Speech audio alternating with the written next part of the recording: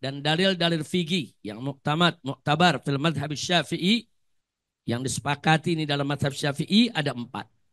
Yaitu Al-Quranul Karim was sunnatun nabawiyah. Yang keduanya 3 al-ijma, 4 al-qiyas. Nah muncul pertanyaan, apakah madhab Syafi'i nggak mengakui sumber hukum yang lainnya? Nah di sini ya ikhwan, 4 ini disepakati oleh ulama-ulama Syafi'iyah, oleh Imam Syafi'inya, oleh mujtahid madhabnya. Nah, 4 ini tidak diperdebatkan dalam madhab Syafi'i. 4 ini adalah sumber hukum. Tapi selain ini, bukan berarti semua ulama Syafi'iyah menolak. Enggak, terjadi ikhtilaf, perbedaan. Jadi ada sebagian yang menerima masalihul mursalah, ada yang menolak, ada yang menerima istihsan, ada yang menolak. Sampai-sampai Imam Syafi'i pribadi pernah mengarang kitab judulnya Ibtalul Istihsan. Jadi begitu madhab Hanafi berpegang kepada istihsan, itu pernah dirad, dikanter, ditanggapi langsung oleh Imam Syafi'i.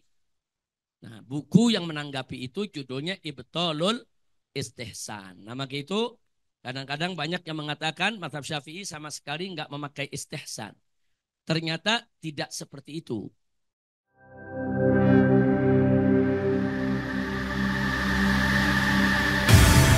Islamic Brotherhood Television. Assalamualaikum warahmatullahi wabarakatuh. Bismillah walhamdulillah wassalatu wassalamu ala rasulillah wa ala alihi wa sahbihi wa mawalah. Allahumma anfa'na bima 'allamtana wa 'allimna ma yanfa'una. Allahumma zidna ilma warzuqna fahma wa atina hikmah. Allahumma barik lana fi majlisina hadza birahmatika ya arhamar rahimin. Walhamdulillahi rabbil alamin. Taqabbalallahu minna wa minkum fataqabbal ya karim.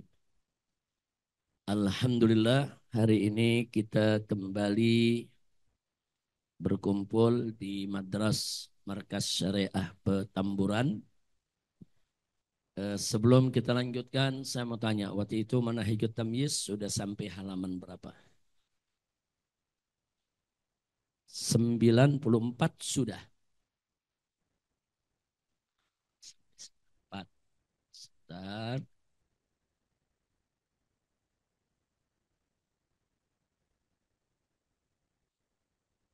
Ya, madhab Syafi'i. Madhab Syafi'inya belum ya.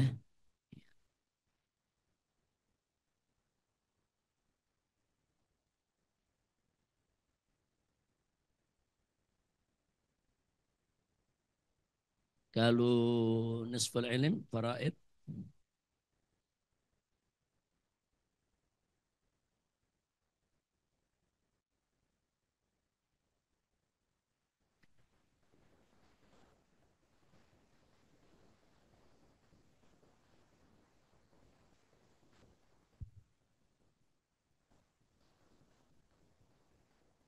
Baik ya ikhwan, kita lanjutkan di halaman 94.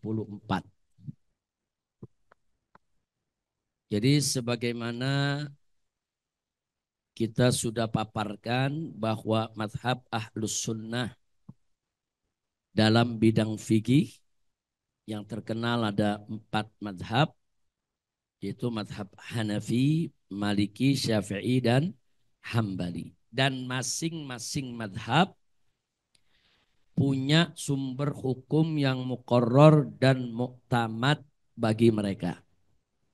Kita sudah paparkan waktu itu, di madhab Hanafi ada 7 sumber hukum utamanya dengan urutan. Yang pertama Al-Quranul Karim, yang kedua As-Sunnatun Nabawiyah, yang ketiga Aqwalus Sahabah, yang keempat Al-Ijma, yang kelima Al-Qiyas, yang keenam Al-Istihsan, dan yang ketujuh Al-Uruf.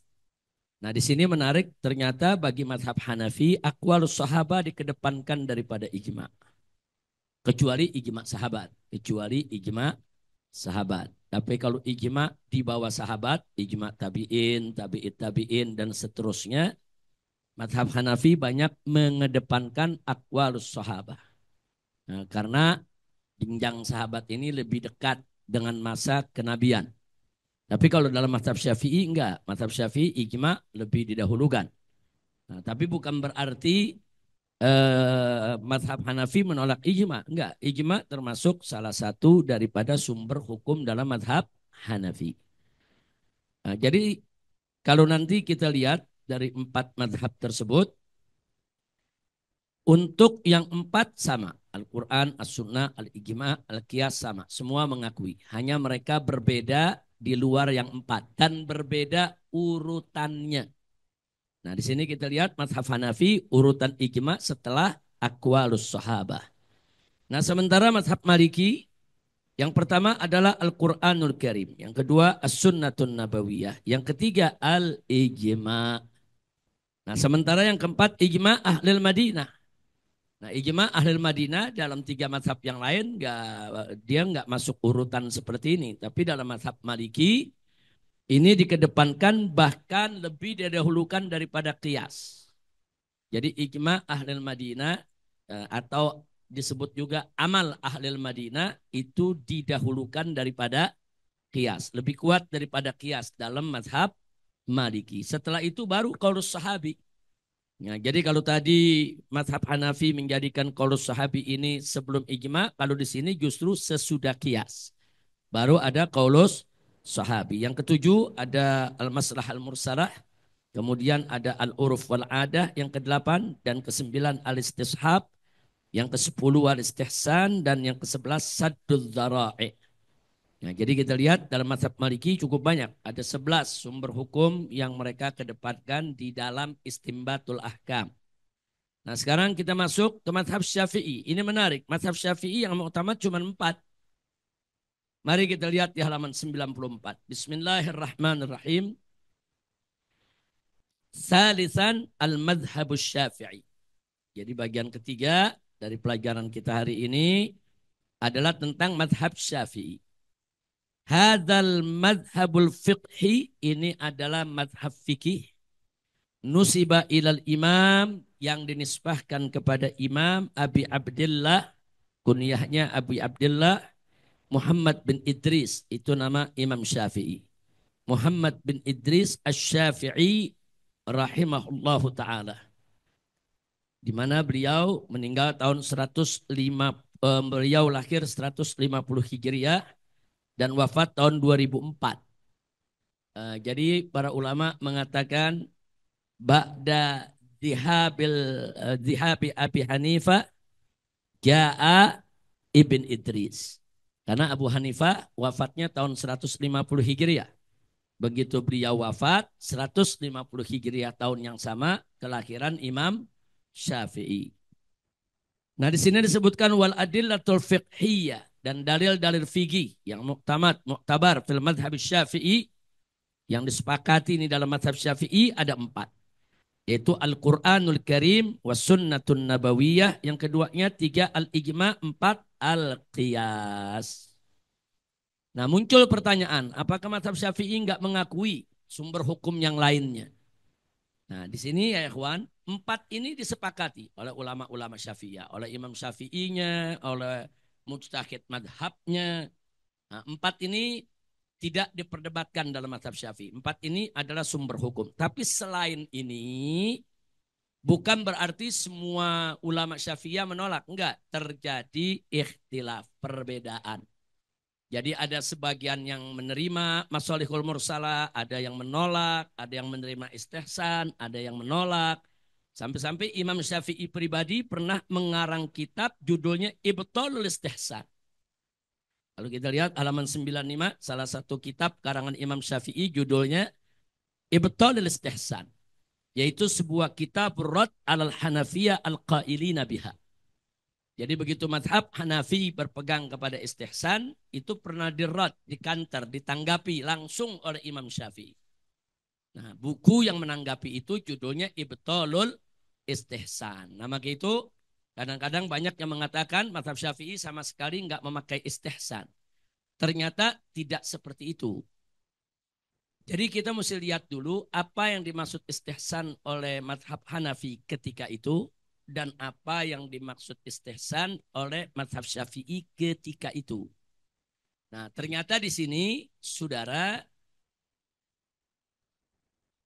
bahwa yang dipahami oleh Imam Syafi'i bahwa mazhab Hanafi ini menjadikan istihsan sebagai al-qiyas alal-qiyas. Imam Syafi'i memahaminya apa yang dilakukan oleh ulama Hanafiyah itu merupakan al-qiyas alal-qiyas. Jadi kalau istihsan itu merupakan qiyas ala qiyas, jelas ditolak oleh Imam Syafi'i dan ulama Syafi'iyah sampai hari ini. Jadi kalau al-qiyas alal qiyas, artinya qiyas alal qiyas, qiyas itu berdiri atas dasar qiyas juga. Nah, mestinya kan qiyas itu berdiri kalau enggak di atas Al-Quran atau di atas As-Sunnah. Nah, tapi sekarang mazhab Hanifah melakukan satu terobosan di dalam istimbatul ahkam untuk melakukan istihsan. Yang ketika itu dipahami oleh Imam Syafi'i bahwa ulama-ulama Hanafiyah ini melakukan istihsan dengan jalan al-qiyas alal-qiyas. Nah, kalau qiyas alal-qiyas jelas ditolak oleh mazhab Imam Syafi'i sampai hari ini. Tapi kemudian ada ulama-ulama Syafi'iyah yang mencoba menguraikan istihsan itu gimana sih sebetulnya? Nah, ternyata ada mengambil kesimpulan istihsan itu sebetulnya qiyas khafi. Jadi kias itu ada dua, ada kias jali, ada kias khafi. Nah, kalau kias jali disepakati oleh ulama Ahlus Sunnah wal Jamaah itu sebagai sumber hukum. Tapi bagaimana dengan kias khafi? Nah, ini yang diperdebatkan dalam istihsan. Akhirnya sebagian ulama Syafi'iyah yang mutaakhirin melihat kalau yang dimaksud istihsan adalah kias alal kias, nggak boleh. Tapi kalau yang dimaksud istihsan adalah kias khafi, diperbolehkan. Nah, tinggal nanti untuk membedakannya kita lihat aja. Nah, dalam kias itu kan ada aslun, ada far'un. Nah, kita lihat aja. Kalau hubungan antara aslun dan far'un itu masih bersambung, baik jali maupun khafi, itu kalau jali disebut kias, khafi disebut istihsan. Tapi kalau nggak nyambung, kalau nyambungnya kelihatannya oh ini kias alal kias. Asalnya sendiri udah hasil kias. Nah, tahu-tahu faradnya mau dikiaskan atas dasar hasil kias. Maka dalam mazhab Syafi'i ditolak. Tapi dalam mazhab Hanafi boleh. Baik istihsan dalam arti kias alal kias maupun dalam arti al-kiasul khafi. Dua-duanya dalam mazhab Hanafi dibolehkan. Jadi kesimpulannya dalam mazhab Syafi'i selain yang 4 yang barusan sudah kita sebutkan. Selain Al-Quran, As-Sunnah, Al-Ijma dan Al-Qiyas, ada sumber-sumber hukum diterima oleh mazhab Imam Syafi'i tapi dengan syarat. Jadi Masalihul Mursalah diterima ada syaratnya. Nah, kemudian istihsan diterima ada syaratnya. Nah, bagi mereka yang ingin mendalami itu silakan dalami ilmu usul fikih. Nah, ini bukan bab kita. Ilmu usul fikih bukan bab kita. Di sini kita hanya memperkenalkan begini loh mazhab daripada Imam Syafi'i. Nah, kalau kita belajar kitab usul fikih, cari kitab-kitab usul fikih dalam mazhab Syafi'iyah, nanti kelihatan di sana. Jadi istihsan yang bagaimana sih yang dibolehkan, bagaimana sih yang ditolak. Kemudian al-adah yang bagaimana sih yang bisa dibenarkan, yang bagaimana sih yang bisa ditolak. Nah, jadi jangan di kitab ini ditulis hanya 4 seolah-olah yang lain tuh bukan sumber hukum, nggak begitu. Yang 4 ini disepakati dalam mazhab Syafi'i, selain ini masih diperdebatkan. Sebagian ulama Syafi'iyah menerima, tapi menerima mereka dengan syarat. Karena mazhab Syafi'i memang kalau soal adilatul ahkam ini sangat ketat dan sangat berhati-hati. Nah, jadi supaya kita tahu, kalau mazhab Maliki sebagai guru Imam Syafi'i itu banyak berpegang kepada riwayat, saudara. Sementara mazhab Abu Hanifah itu banyak berpegang kepada ro'yun, logika. Dan Imam Syafi'i pernah belajar kepada Imam Muhammad Ibn Hasan, sahabatnya Imam Abu Hanifah. Jadi Imam Abu Hanifah ada beberapa sahabat, ternyata beberapa sahabat itu adalah guru Imam Syafi'i. Nah, Imam Syafi'i sebagai murid Imam Malik yang berpegang teguh kepada riwayat, tapi tidak mau meninggalkan ro'yun yang beliau dapatkan pelajaran dari mazhab Hanafi. Nah, karena itu terkenal mazhab Syafi'i ini adalah mazhab kombinasi. Nah, di mana berpegang kepada riwayat tetap tapi tidak meninggalkan ro'yun. Justru ro'yun itu untuk menyelidiki, untuk mengurai apakah suatu dalil itu tepat atau tidak, atau ada kejanggalan. Nah, ini kelebihan mazhab Imam Syafi'i. Nah, ini yang perlu kita tahu. Jadi kenapa kok imam-imam pada beda? Imam Syafi'i mencoba mengkombinasi antara ilmu yang didapat dari mazhab Hanafi dan ilmu yang didapat dari mazhab Maliki. Maka itu dalam mazhab Syafi'i sebagian pendapat sejalan dengan mazhab Malik, tapi kadang-kadang ada pendapat yang sejalan dengan mazhab Hanafi. Nah, itu supaya kita tidak kaget. Memang 4 mazhab ini saling beririsan, yaitu sumber hukumnya dan saling beririsan pula tentunya pendapat-pendapat fikihnya. Baik, kita lanjutkan. Di sini dijelaskan saya bayan li kulli dalilin fi faslihi min hadhihi risalah. Setiap dalil yang tadi sudah kita sebutkan satu-satu sumber hukumnya, baik itu Al-Quran, As-Sunnah, Ijma' dan Qiyas, nanti akan ada pasal khusus yang akan memaparkan itu semua yang berkaitan tentunya dengan tema risalah ini. Min mu'allafat Imam Syafi'i. Kita perlu kenal juga beberapa yaitu taklifat, karangan-karangan daripada Imam Syafi'i. Yang pertama adalah kitab Ar-Risalah.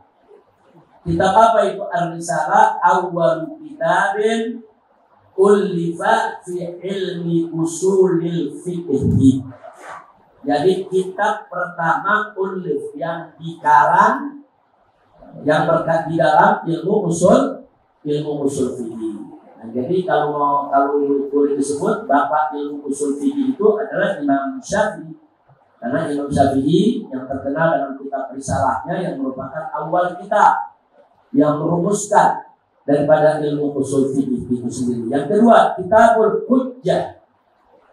Nah, Kitabul Hujjah ini juga kitab daripada Imam Syafi'i, baru Kitabul Fiqh Syafi'i Al-Qadim. Nah, dia boleh dikategorikan sebagai kitab fikih Syafi'i yang meskipun pendapat Imam Syafi'i yang qadim.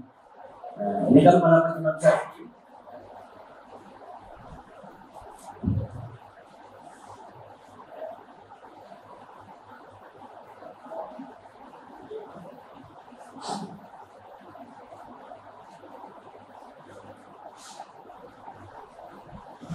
Coba ada yang melihat HP barusan ketinggalan di tempat ini.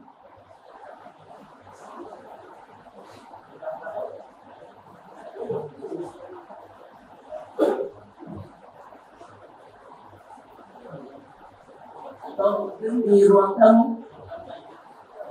Coba ada lihat di ruang tamu.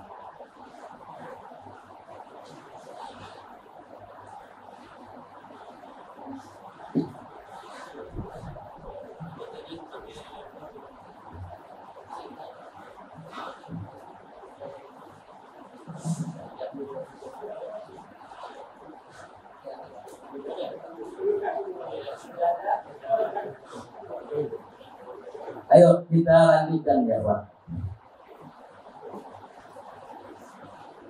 Jadi kita Imam Syafi'i kalau kita mau lihat kadang-kadang orang bertanya ini pendapat Wadid Imam Syafi'i ada di kitab apa sih? Nah kalau kita mau merujuk kepada kitab karangan Imam Syafi'i yaitu kitab Al-Hujjah. Nah kitab ini memang dikarang semasa Imam Syafi'i belum ke Mesir. Imam Syafi'i masih periode di Irak.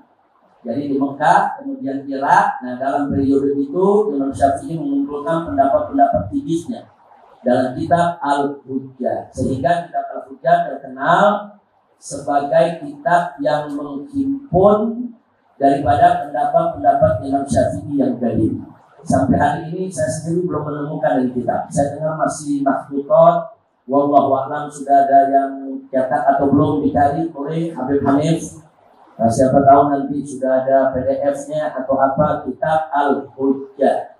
Nah, saya kumpulkan semua kitab-kitab karangan Imam Syafi'i. Satu ini yang belum ketemu. Kitab Al-Hujjah. Tapi nama kitab ini disebut dalam kitab-kitab murid-murid Imam Syafi'i, pengikut Imam Syafi'i. seperti disebutkan dalam kitab Imam Juwaini dan lain sebagainya. Cuman kemana ini kita? Nah, jadi kitab ini ada yang bilang masih mahfuzat, tapi yang jelas saya belum dapatkan sampai hari ini. Yang berikutnya kitab Al-Um. Ini sudah sangat terkenal sekali. Ini yuktabar kitab Fiqh Syafi'i Al-Jadid. Nah, jadi kalau kitab Al-Um itu memang ditulis oleh murid Imam Syafi'i yang diimlakan oleh Imam Syafi'i waktu Imam Syafi'i sudah di Mesir. Nah, di situ Imam Syafi'i mengoreksi beberapa pendapatnya yang lama dikoreksi. Itulah hasil koreksinya yang terkenal dengan pendapat Imam Syafi'i qaulun jadid. Nah, tapi ada satu ulama Betawi, doktor lulusan Azhar, saya lupa namanya. Saya punya kitab. Beliau mengarang disertasinya itu soal Al-Qadim boleh jadi. Siapa namanya? Dr. Ahmad Nahrawi. Masih ada? Orangnya sudah meninggal ya. Ya, Dr. Ahmad Nahrawi. Bukunya bagus. Beliau mengambil doktor di Azhar, membuat disertasi, judulnya Al-Qadim boleh jadi. Saya sudah lama sekali itu dapat itu kitab saat saya masih kuliah di Jami'atul Malik Saud. Satu kitab yang sangat bagus, saya punya di perpustakaan ada, di perpustakaan Tamburan ada, di Gunung juga ada beberapa nuskhah. Nah, jadi kalau ada yang mau tahu soal Golgodim, Golgadim, Tuhan Bintang, problematikanya, kemudian bukti-buktinya dari kitab mana, saya anjurkan untuk baca kitab Dr. Ahmad Nahrawi. Cukup baca itu dikumpulkan sama beliau. Semua Golgodimnya dan semua Golgadim dikumpulkan. Dan beliau juga ada satu bab khusus tentang Golgodim yang justru ditarkih oleh ulama-ulama Syafi'i. Nah, jadi tidak semua Golgadim yang secara umum kalau ada pertentangan antara Gadim dan Jadid, yang ditarkih itu yang Jadid.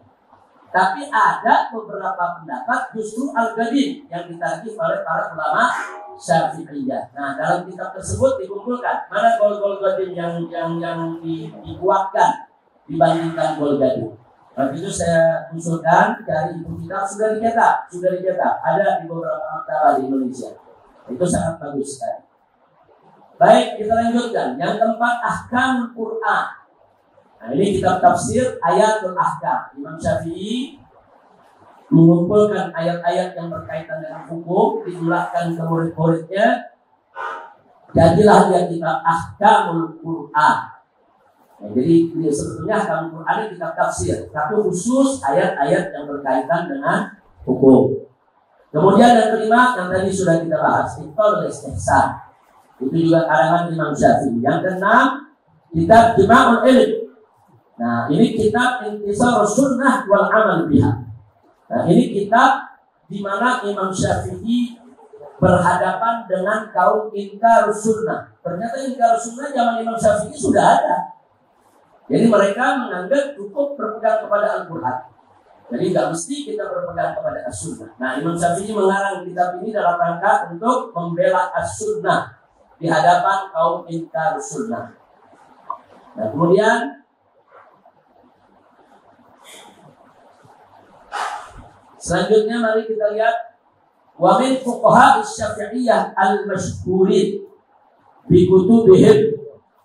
Jadi berikut ini adalah kitab-kitab dari ulama-ulama fikih maupun usul fikih daripada mazhab Syafi'i yang masyhur dan masyhur juga kitab-kitabnya ya, antara lain. Kalau disebutkan semua terlalu banyak. Antara lain ulama-ulama Syafi'iyah yang masyhur yaitu Shahibut Tagrib wa huwa al-Ghasim bin Al-Qaffal Kabir Asy-Syazi. Kita kalau dengar nama Al-Qaffal Al-Kabir atau dengan Asy-Syazi, itu salah satu ulama besar dalam mazhab Imam Syafi'i. Beliau wafat tahun 400 Hijriah. Berikutnya kita perlu tahu juga seorang ahli hadis yang juga terkenal dengan persoalan hukumnya, yaitu Shahihul Mustadrak Al-Sahih. Wahwa Abu Abdullah Muhammad bin Abdullah An-Naisaburi Al-Ma'ruf bil Hakim. Jadi Imam Hakim itu mazhabnya Syafi'i. Imam Hakim itu mazhabnya Syafi'i. Kemudian yang berikutnya lagi kita lihat, tadi yang pertama belum kita baca, Sahih Jam'ul Jawami, bahwa Abu Sahal Ahmad bin Muhammad Ad-Duri Al-Makruh bin Ibn Ifris. Nah, jadi sekali ini lebih dulu wafatnya tahun 362. Adapun yang keempat Sahibut Tatimah, bahwa Abu Sa'id Abdurrahman ibn Ma'mun Al-Mutawalli An-Naisaburi. Yang kelima Sahibul Bahar, sahib kitab Bahrul Madhab. Bahrul Madhab sudah banyak dicetak sekarang. Kitab Bahrul Madhab sekarang sudah banyak dicetak. Saudara, wahwa Badal Budak Abdul Wahid bin Ismail Ar-Ruyani. Nah, kita sering dengar Imam Royani. Nah, ini orangnya, ini namanya, kuliahnya, dan ini judul kitabnya ya, Pak.